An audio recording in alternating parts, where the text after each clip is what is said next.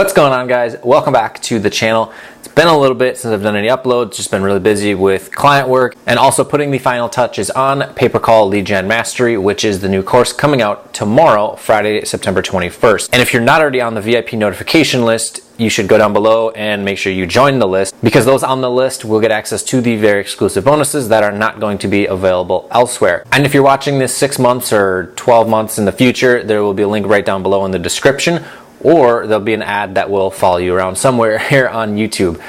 Anyways, for the topic at hand for today, I really wanted to get this off my chest because it's something that has kind of been bottled up, so to speak, for the past 2 years. And that is the whole running ads for local businesses, just business model in and of itself. Now, first things first, I have absolutely nothing wrong with selling information products. I sell them currently. I'm going to sell more of them in the future. I have one that is all about lawn care, landscape, snow business, like starting those types of businesses. And I have another one that's obviously coming out soon, like I had just mentioned. And so I had come across some of these webinars and I had watched them and I had taken some of the information from them a long time ago. We're talking like 2 years ago when these first started popping up. It would follow the exact same protocol where it would be, it's just laughable because like it was just insane how the webinars were the exact same thing. They followed Russell Brunson's perfect webinar pitch. They had the same exact content, and I'm sure they still sold millions of dollars worth of digital products, which is absolutely just mind-boggling that they followed the exact same stuff 100%, pretty much script and word by word. What the script was you have a Facebook ad for a free offer, calling out people within the area, and then it would be, hey, we are offering such and such at our office. Is either a chiropractor or a dentist in most cases with the example niche that they would use. Check out our free service, or you can get a free teeth cleaning, free adjustment, whatever. So then you go to the page. Of course, it would be a ClickFunnels landing page, which you then get, of course, this funnel for free via their affiliate link, which again, I have absolutely zero issue with using affiliate links. I use them myself. But if you're going to say that it's a free funnel, at least say that, hey, you have to pay for ClickFunnels or something like that. So anyways, it would be an opt-in page that says claim your discount now, and then enter in your email address, and then the button would always say give me my offer or whatever, give me my voucher. Then you'd land on the landing page, the thank you page. There would be a quick thank you, and then there would be an upsell to, if you called now, you'd get to have this service for free, or if you call now, you can get this other service for like 20 bucks. And it'd basically be like a self-liquidating offer, which is not exactly a bad idea, because if it costs you only say $5 worth of employee time and energy and resources, all that sort of thing, so you'd net 15 bucks on it. And if it's only costing you $3 for each one of these opt-ins, then that would be 1 out of every 5 has to claim that offer, and you're at least breaking even right away. Not a bad way to go about it.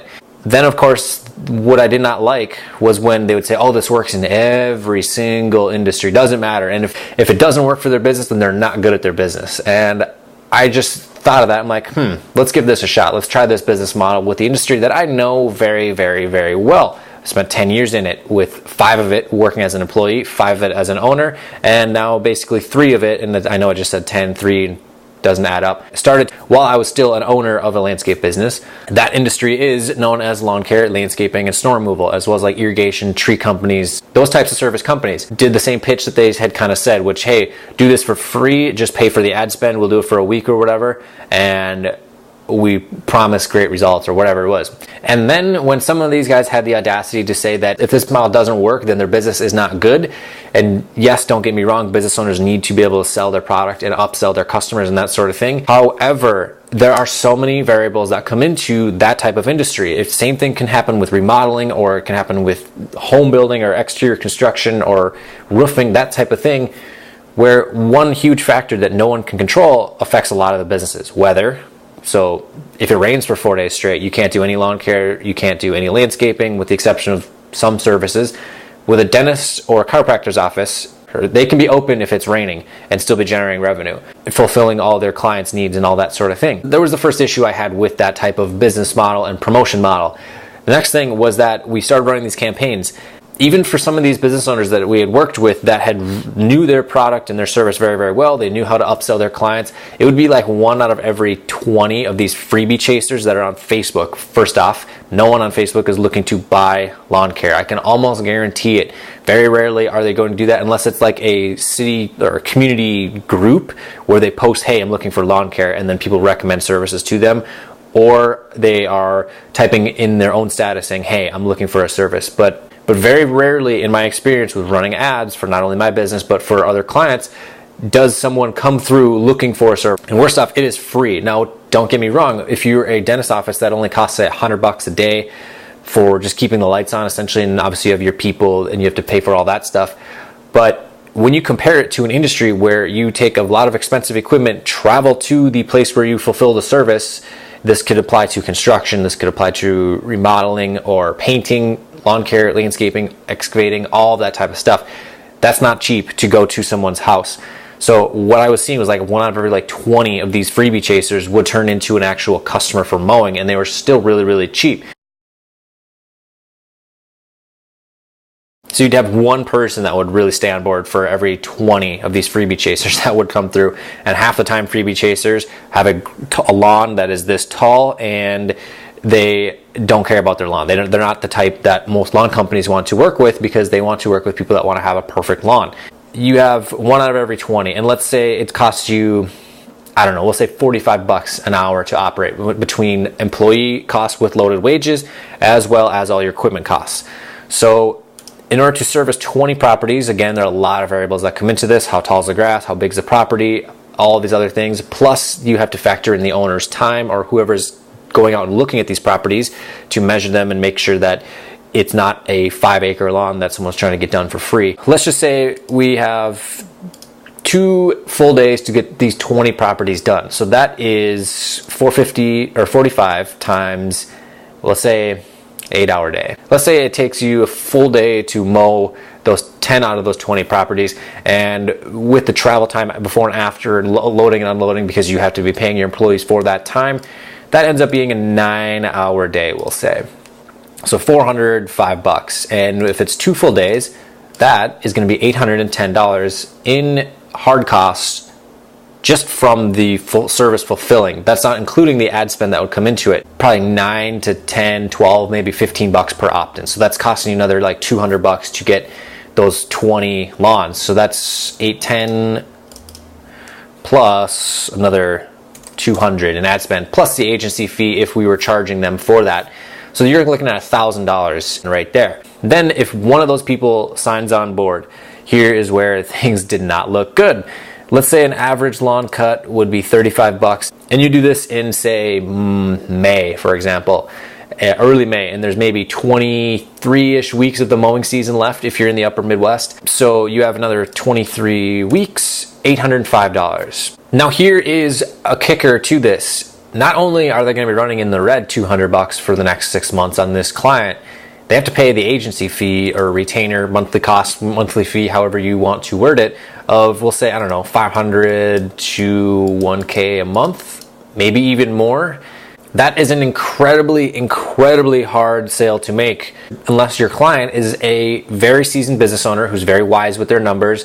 They have the budget to spend this every month. I mean, you're talking running at a red for 2 business days where they could otherwise be servicing other clients, which are already paying them, and then also spending $500 or $1,000 or $1,500 per month for the service charge to the agency for doing the service. So that business owner would have to be extremely savvy with their numbers, which a lot are not. And I'm not saying that the world of getting clients is not good or anything like that, but for this type of industry where they travel to their customers and they have a lot of expensive equipment, this is not the best promotion model to use for these types of businesses. And after seeing the same thing happen every damn time, where it was just freebie chasers, headaches, you have an owner that's on the phone with people that have they want one free service, they don't want to ever see the business ever again. I myself was frustrated as a business owner because I was seeing not only seeing these business owners mad, I'm also seeing freebie chasers come to me wanting free services and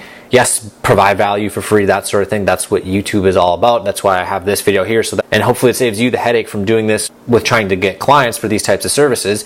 And I had kind of discovered that, okay, and so there is a lot better way to go about this with these types of companies, and it is strictly with a list building focus. And this is my opinion, this is from what my data suggests. If you're able to make it work with those types of businesses, more power to you. For me, someone who's been in this industry for a long time, I know how these company owners work because I was one. I know their struggles. I know exactly what they're going through at the various revenue levels. And this is the only one that really had made sense to me. And in order to be able to do this type of ad campaign and to be able to see some really good results with it, you really have to be able to spend $2,000 to $3,000, $5,000 per month in order to be able to see it, because it's a longer term strategy where essentially you have a list of people right here. You have your email list where these people are opting in. What you'd basically be doing is, instead of some type of free promotion offer, because again on Facebook they're going there to see videos, they're going there to see what their friends are doing, they're not going to look for a service. This type of offer, what I'm going to show here, is not good to use with Google search, not by any means. Same thing with SEO. You don't want to be trying to rank for this type of search either, where free lawn care or anything like that. But it would basically be how a lot of internet marketers run their business, with some type of opt-in bait, so to speak. There are other terms for it, I can't remember them at the moment, but it'd basically be some type of free value thing that a person will get instantly right there, and it's quick, short, to the point. But what this could be would be essentially like 5 things you must ask your lawn care provider before servicing, or before signing up for service. Or for remodeling, it would be 7 designs you must see for kitchens, or 7 things you must see for bathrooms. And if it is costing, say, $5 for every one of these opt-ins, then you have these people on this list. And let's say we got 1,000 people on this list. So yes, they're running in the red by $5,000. But again, this is a longer term strategy, avoiding freebie chasers. And so these people are on this email list, and you're sending them, you as the internet marketer running the traffic or running the campaign, you're writing and creating and sending emails to these people on this list. Something of value related to the business, with of course a soft pitch at the end of it. What I would recommend doing is creating blog posts on their website, whether it is a video or it is text, does not matter. Video obviously performs tremendously. You're watching this video right now, as opposed to me writing about it in a blog post, which takes a lot longer than filming a video, that is for sure. So you send these value emails, maybe 1 every week, 2 every week. Maybe that first week you send 3 or something like that, just to keep the business in that person's mind. And then what you do in order to monetize this list is do what every single internet marketer does, and what I plan to do with my email list for my personal brand here, is that you send them an offer for a service. And this could be a discounted service. It could just be an announcement saying, hey, fall's coming, schedule your irrigation blowout, schedule your fall cleanup, schedule your last fertilizing service, your lawn aerating service, all those things. I mean, there's like 5 examples right there of promotions. And that could turn into a good chunk of money. And so, being as you had provided some value multiple times to these people, you've informed them of what the service is all about. For example, with a seasonal business like landscaping or lawn care, you could write about what goes on in the season. Yes, if you're sending these in December or February or something, and the client is in the upper Midwest, things are going to be a little bit different with the content that you're writing. But let's say it's a springtime thing. You write about the right timing of crabgrass pre-emergent and how you don't want to bag the lawn after applying the fertilizer, that sort of stuff. You just help that person with something related to their property. You continue sending them helpful information. Then at the end of each one of these value emails, or at the end of the content that they're going to see, the video or whatever, you have a soft pitch to say, hey, for a quote, give us a call today. And you have the business phone number right there. Then when it comes to the offer, this is a more hard pitch, so to speak. You have this offer here, and let's say it's the time right now. It's September. What you'd be doing is, hey, this is a friendly reminder for irrigation blowouts. You need to get it done before the ground freezes and our schedule fills up, because once the spots are filled, we cannot add any more. So you add some scarcity in there. Or you do the same thing with aerating. There's only a limited time that we can do that. It's only about a 4-week window. Same thing with fall cleanup, because we have to wait for all the leaves to fall, and then we only have maybe 3 weeks before it's too cold to either work, or there's snow that could be coming, those types of things. Let's say we just have this fall services offer announcement. And let's say we have a good autoresponder that's able to deliver to the inbox, and we have 10% open. So out of that 1,000, that's 100 opens. And so with these types of businesses, none of them do email marketing. So you are essentially tapping into an untapped market. You are essentially out there in the blue ocean from, I believe the book is like Red Ocean, Blue Ocean Strategy. I don't remember. What we're focusing on is that, hey, you're out here in an untapped world.